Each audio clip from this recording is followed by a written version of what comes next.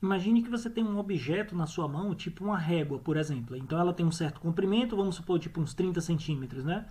E aí, você sabe que ela é 30 centímetros, porque você está olhando lá para ela, você tem uma medida do início e do fim dela, e você consegue ver que essa distância do início para o fim dela é de 30 centímetros, né? E aí, agora imagine que você está segurando essa régua, mas você está num veículo, tipo um foguete e tal, numa velocidade quase na velocidade da luz. O que a relatividade restrita nos diz é que quando eu for olhar você segurando essa régua nesse foguete, quando eu olhar para a régua, eu vou ver a régua com um tamanho menor do que 30 centímetros, que é o tamanho que você mediu, né? E isso não é uma ilusão de ótica, assim, é tipo, o espaço de fato, o espaço ou o comprimento de coisas que estão em movimento, para mim, esse comprimento é contraído, né? É, e aí, como é que a gente vai fazer como é que eu vou mostrar isso aqui? Por que, que a teoria da relatividade restrita me obriga que isso seja verdade? Ou, na verdade, para ser mais preciso ainda, por que, que o experimento de Michelson e Morley, tipo, isso foi tudo que foi o que começou a teoria da relatividade restrita, né? Por que, que o experimento de Michelson e Morley me diz que isso tem que ser verdade? Lembrem que o experimento de Michelson e Morley me diz que a velocidade da luz não pode ser composta com outras velocidades. E isso, inclusive, é um dos postulados que construiu a relatividade restrita, né? Então, é daí que eu vou partir, certo? Então, imagine que você está aqui no, andando aqui, certo? Com um espelho na sua frente, tá? Você está aqui segurando um espelho aqui na sua frente. Esse é o exemplo que eu vou dar para fazer para mostrar a ideia de que a velocidade da luz não poder ser composta, não poder ser somada a outras velocidades, faz com que seja necessário que haja essa contração de distâncias ou de comprimentos, certo? Quando você fosse olhar no espelho, no seu referencial, você vai ver uma luz que saiu do seu rosto, bateu no espelho e voltou, né? E aí, então, quem são meus dois eventos aqui? O evento A é a luz sair do rosto, e o evento B é a luz sair do rosto. No seu referencial, no referencial que está andando aqui, né? No referencial que eu vou chamar aqui de referencial O', por exemplo, certo? Você tem um certo comprimento nesse eixo aqui, que é um comprimento x', né?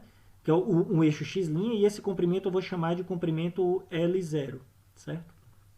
E aí, esse seu referencial é o referencial próprio, né? Porque próprio no sentido de que eu estou botando dois eventos, os dois eventos aconteceram no mesmo local, certo?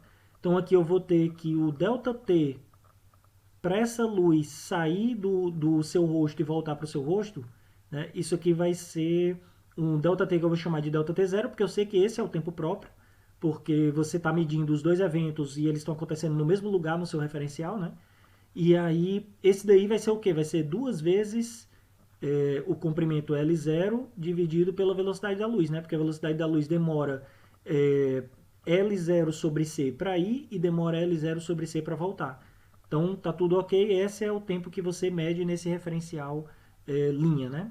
Agora, imagine que existe um outro referencial e nesse outro referencial você tá uma pessoa que está aqui fora, certo? Então você tem esse outro referencial aqui. Esse eu vou chamar de referencial do eixo X e referencial O. Tem uma pessoa aqui fora nesse outro referencial, né? E tá vendo você andando aqui nesse referencial O', tá certo? Aí, então, o que vai acontecer agora vai ser o seguinte.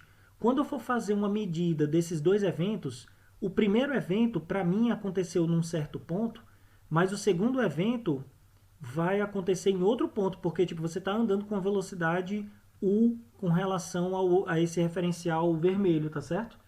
Então, o que vai acontecer vai ser o seguinte: para você fazer a medida do tempo entre os dois eventos no referencial O, eu vou ter que fazer uma coisa assim, né? Delta T1, esse aqui é o primeiro pedaço do movimento, é a luz indo até o espelho.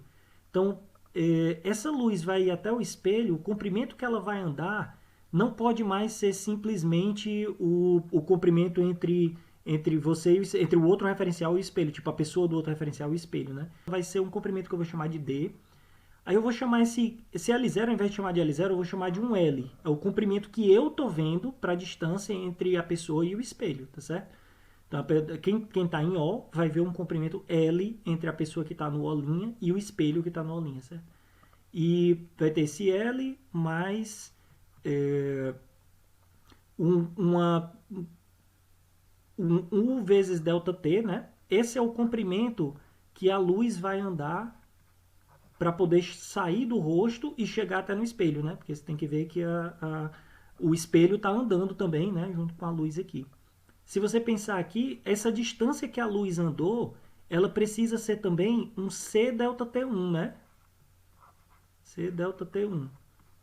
Mas, ao mesmo tempo, ela precisa ser L mais U delta T1, né? Então, se eu colocar o delta T1 em evidência, eu vou acabar encontrando o valor que eu queria colocar aqui em cima, que delta T1 é o L sobre C menos U.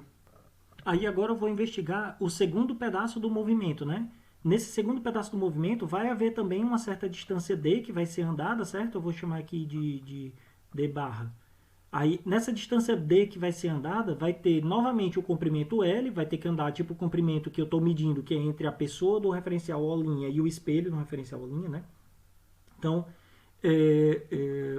esse daqui vai ter tipo um L, e aí agora o que vai acontecer é que o comprimento que vai precisar ser andado pela luz é menor, porque tipo a pessoa está andando com relação ao movimento da luz, né? Está se aproximando da luz, né? Então aqui o comprimento que ela vai precisar andar vai ser um comprimento menor, que é menos U delta T2, né? Que esse é o delta T2 é o tempo para voltar, para a luz voltar e acertar o rosto novamente, né? E aí, mas ao mesmo tempo, esse D barra aí, ele precisa também ser um comprimento que é dado por C, que é a velocidade da luz, delta T2, né?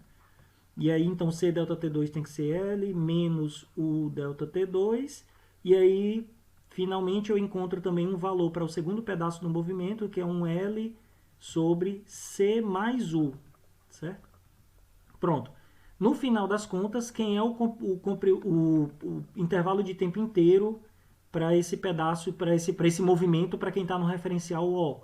Vai ser um ΔT, que é ΔT1 mais ΔT2, né? E isso aqui vai ser, então, L sobre C menos U, mais L sobre C mais U. E aí, com isso, você vai colocar esses dois aqui multiplicados. Isso aqui você pode escrever assim, né?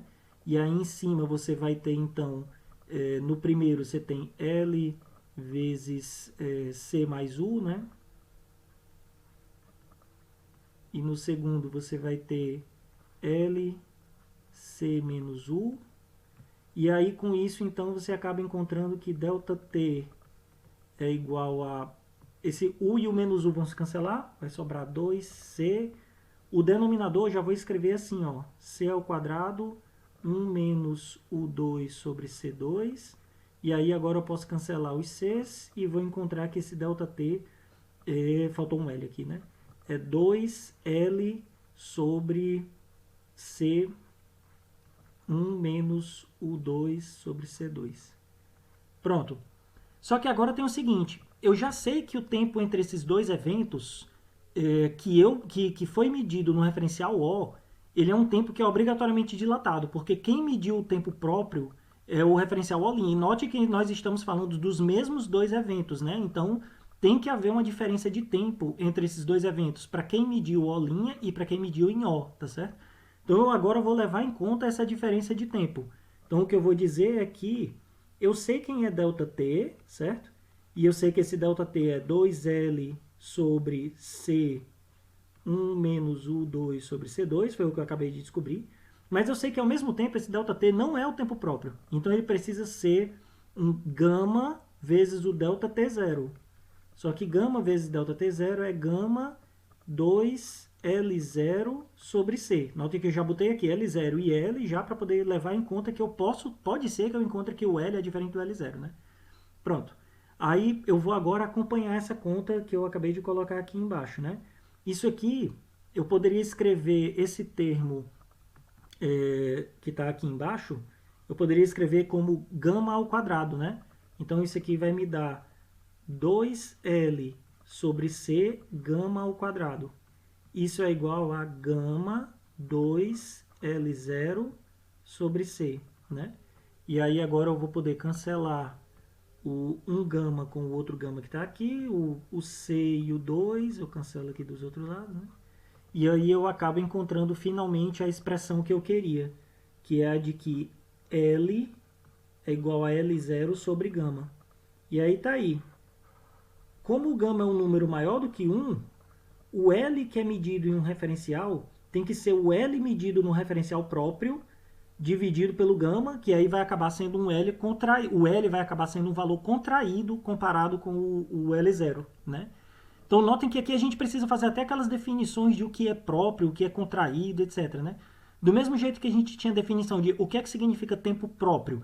Intervalo de tempo próprio entre dois eventos é o intervalo de tempo que foi medido num referencial em que os dois eventos aconteceram no mesmo lugar, certo? E aí, quando você for falar agora o que é comprimento próprio, né? Tipo, no tempo eu acabei de definir o que é tempo próprio, aí quando você for olhar o outro intervalo de tempo do outro referencial, aí ele vai ter que ser dilatado, né? Agora, se você tem comprimento próprio, né? O comprimento do outro referencial vai ser o comprimento comprimido, né? Vai ficar, tipo, menor, né? Então, vai ficar contraído, né? Então, como é que eu vou saber quem é o próprio? O comprimento próprio. Comprimento próprio é aquele que é medido. Comprimento é comprimento de objetos, né? Então, o objeto que está sendo medido, se ele estiver em repouso em relação a um referencial, o comprimento que foi medido para aquele objeto é um comprimento próprio. Então, se você observar aquele objeto andando em outro referencial, então nesse outro referencial o comprimento que foi medido com certeza é contraído, certo? Não é um comprimento próprio, porque o objeto está em movimento, certo? Então, só quem mede o comprimento próprio é aquele referencial que está andando junto com o objeto, ou seja, que para ele aquele objeto está parado naquele outro referencial, não é isso? Agora, essas definições todas que eu estou falando, elas condizem com as transformações de Lorentz ou não, né? Tipo, as transformações de Lorentz preveem isso? E aí a resposta é sim, elas preveem. Quando você for pegar transformações de Lorentz, o que é que vai acontecer? Você tem transformações de Lorentz são escritas assim, né? Ó, você tem x', isso aqui vai ser um gama x menos u t, não é isso? E x vai ser gama x' menos, mais ut', né?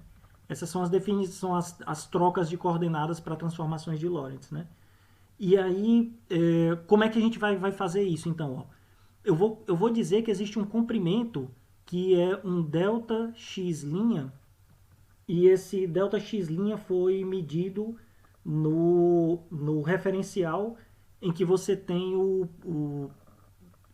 aquele referencial O', né? Então você está medindo um comprimento nesse delta x'. Aí agora eu boto um gama, né, delta x, e menos u delta t, certo?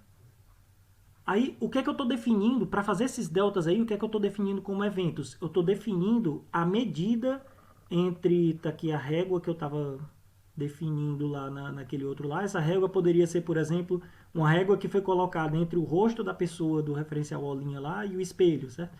Pronto, essa é uma régua com certo comprimento. Quem são os eventos?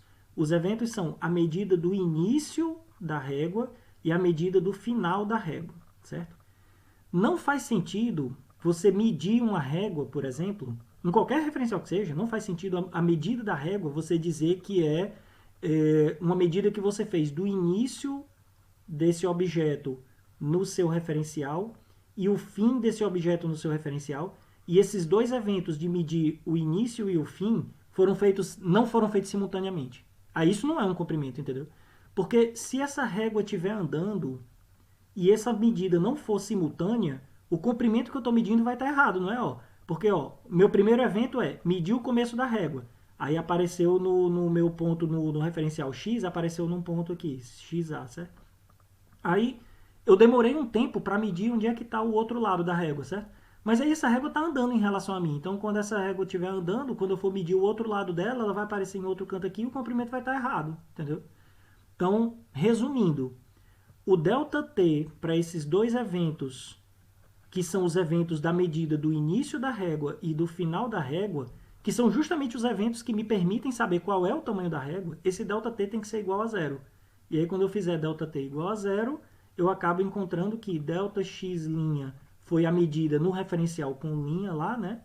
Isso aqui vai ter que ser um gama ΔX, e aí o ΔX então vai ter que ser ΔX' sobre gama, né? Então esse meu ΔX aqui vai estar contraído com relação ao ΔX' que foi medido por quem está andando junto com a régua, certo? Então notem que a chave para esse negócio aí é que, inclusive agora, se você for ver esses dois eventos que eu acabei de definir aqui, eles são simultâneos no meu referencial, mas quando você for trocar para o outro referencial, eles não são mais simultâneos, certo? Em T', a medida do começo da régua e a medida do final da régua que eu fiz, quando a régua estava andando, que eu fiz do lado de fora como referencial O, essas duas medidas são simultâneas para quem está no referencial O. Para quem está no referencial O', essas medidas não estão simultâneas. E isso aqui explica a diferença de medidas, tá certo? Então, mas assim, isso só faz sentido se for dessa forma, né? Você tem um objeto em movimento, eu tô aqui, você tem uma pessoa aqui que está em repouso com relação à régua, certo? Aí ela faz uma medida do tamanho da régua, aí ela encontra um ΔX'. Mas aí agora essa régua está em movimento em relação ao O. Tá? Aí o O vai precisar fazer uma medida do tamanho da régua. Ele não vai parar a régua para fazer isso, tá certo? Ele vai tipo olhar simultaneamente quem é o começo da régua e quem é o final da régua, simultaneamente. Se ele fizer isso, o tamanho que ele vai encontrar vai ser diferente do tamanho original, certo?